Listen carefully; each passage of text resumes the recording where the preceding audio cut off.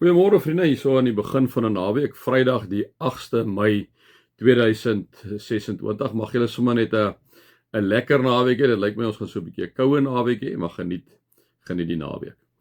Dan net vriende, miskien oor ons bazaar eerskomend wat opkom. Ek vra tog vir julle as daar vir die wit olifanttafel, so as julle daar goed in julle garage het waarvan julle wil ontslaa raak, laat dit ons kry. Ons moet kom haal, laat ons weet.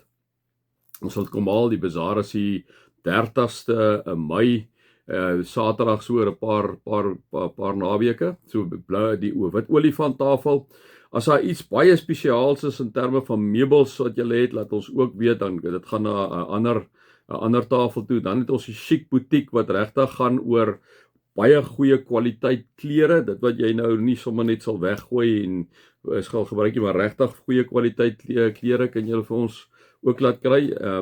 Dan is daar, as jy wil betrokke raak vriende by enigiets in die bazaar, die pannekoektafel, die puddingtafel, die groentetafel, die koektafel, die terttafel, wat ook al, laat ons weet gerus, dan kan ons julle ergens inskakel.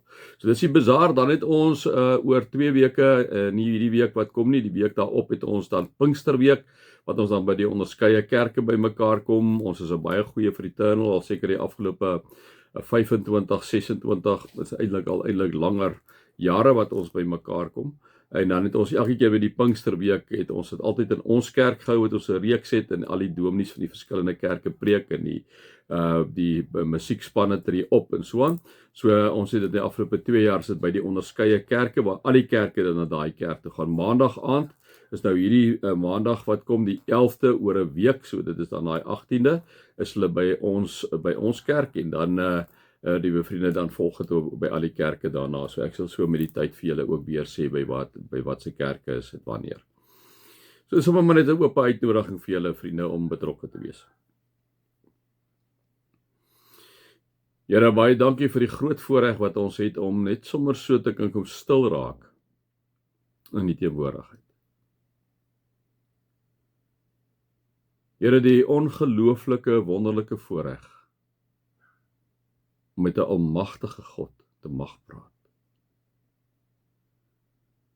Here, die voorreg dat U nie vir ons eenvoudig verwyder van die aarde nie, U is 'n heilige God.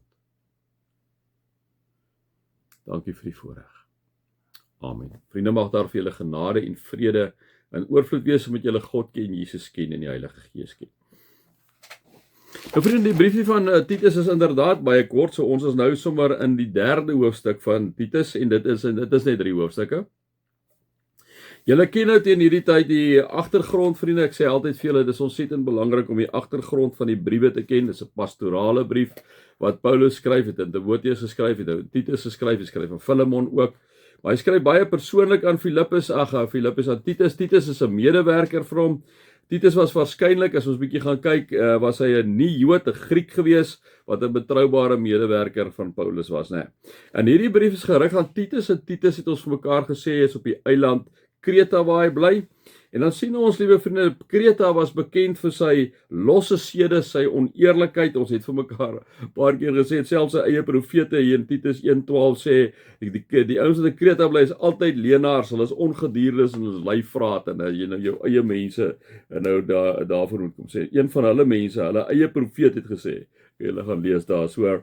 En nou in hierdie kultuur is Titus dan nou die een wat die evangelie moet uitdra en wat hy vir die mense wat Jesus aangeneem het met hulle moet kom praat. En nou, liewe vriende, het Paulus vir hom 'n baie belangrike opdrag gegee, en dit kom al eintlik in Titus 1 vers 5 uit. Kom ons herinner mekaar net weer daaraan. Paulus sê vir Titus, ek het jou op Kreta agtergelaat met die bedoeling dat jy die dinge wat nog gereël moes word in orde moet bring, en dat jy in elke dorp ouderlinge moet aanstel soos ek dit aan jou opgedra het. Nou, so dit is die opdrag wat Paulus aan hom kom gee.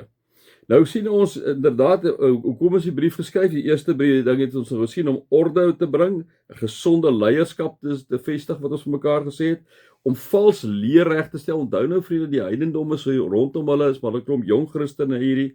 En dan sê Paulus vir Titus hoe om sy geloof prakties uit te lewe en hoe dit in die alledaagse lewe lyk. Nou, dis eintlik waaroor die brief gaan.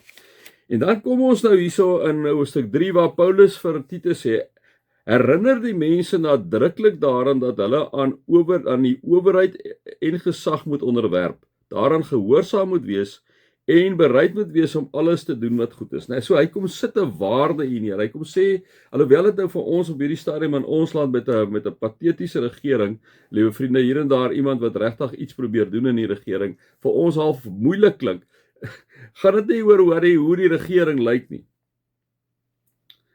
Moenie lyk hoe die regering lyk nie, né? Dit is wat ons altyd vir mekaar moet sê. Ek vir julle ook wil sê, ek kan my hoed opsit en kan ek kritiek lewer op die regering. Terugkom na die Bybel toe.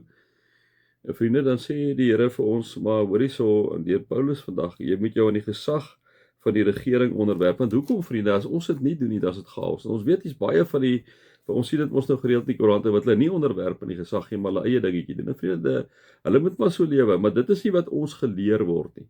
Ons word geleer in die Christelike godsdiens wat ek en jy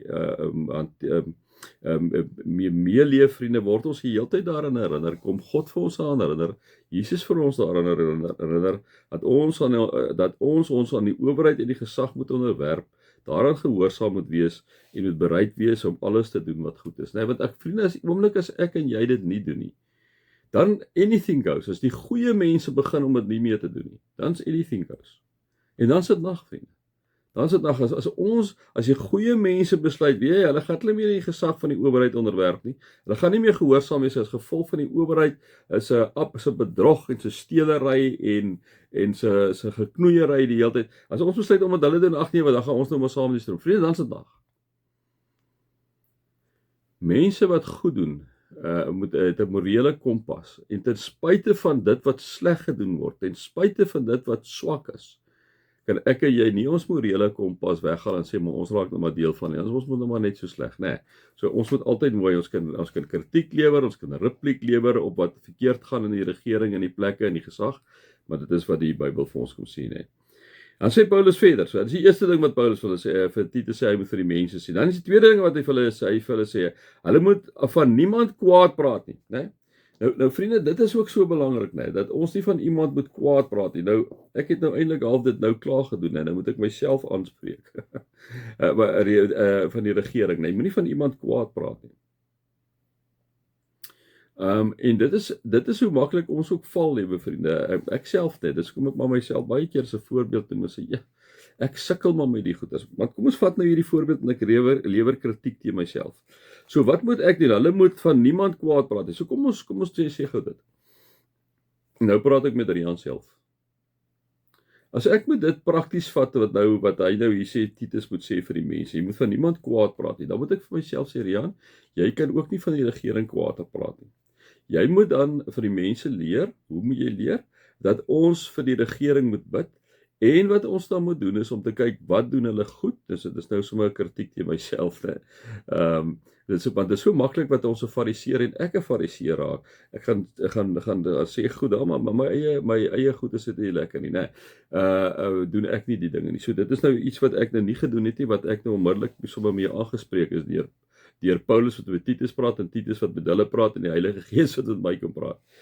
Ons moet nie van iemand kwaad praat nie. So ons moet miskien begin by myself kyk wat doen die regering goed en begin daarop fokus.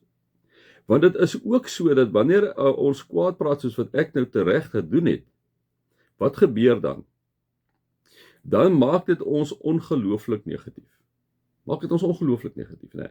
So ek kon nou hierdie stukkie uitgesny het en besluit het, wat ek gaan nou gou dit weer opneem, want dit klink nou nie goed nie, maar dit is my kritiek teen myself, vriende, want dit is so maklik, ek vir julle kan predik en julle vir ander mense kan predik en dan is ons self skuldig daar. Moenie van iemand kwaad praat nie. Kom ons kyk na die goeie goed wat daar is en ons lig dit uit, né? Ek dink ek moet vandag net volstaan daarom dat ek so lekker met myself gepraat het en die Bybel my aangespreek het vanoggend. Dis my 5 sent vandag. Mag julle 'n wonderlike dag hê, hoor. Mag julle God se liefde ervaar, sy genade ervaar en sy teenwoordigheid ervaar. Amen.